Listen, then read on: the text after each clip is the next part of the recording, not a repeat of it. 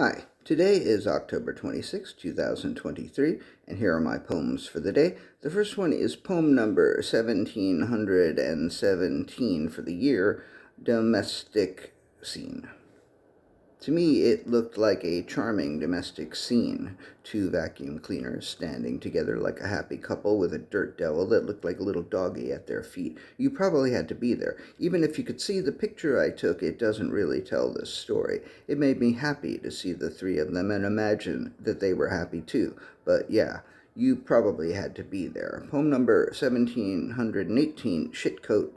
There ought to be a word shitcoat. When you have bad news and you want to give it to somebody straight, you say, I'm not going to sugarcoat this, but this is some bad news.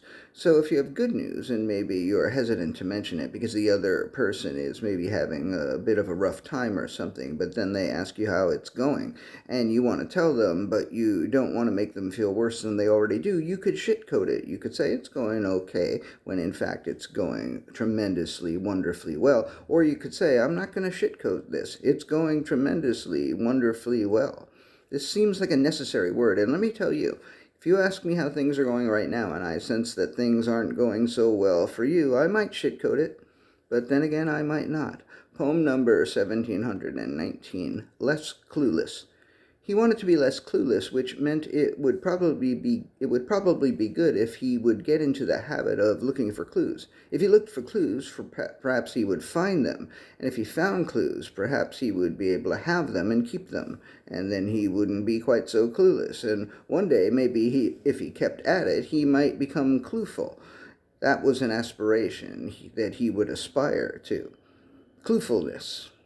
In the meantime, though, he would be happy just to be a little less clueless. Poem number 1720, Not Completely Mistaken. They thought they were onto something when they were next to something.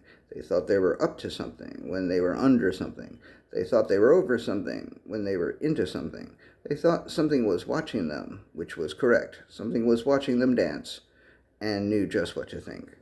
And the last poem of the day, poem number 1721, Possibly Mistaken. They wanted to feel the earth beneath their feet, but they couldn't stop floating, and they didn't want to stop floating. So maybe they really didn't want to feel the earth beneath their feet. All right, that's it. Thank you. I appreciate you. I appreciate you. Thank you.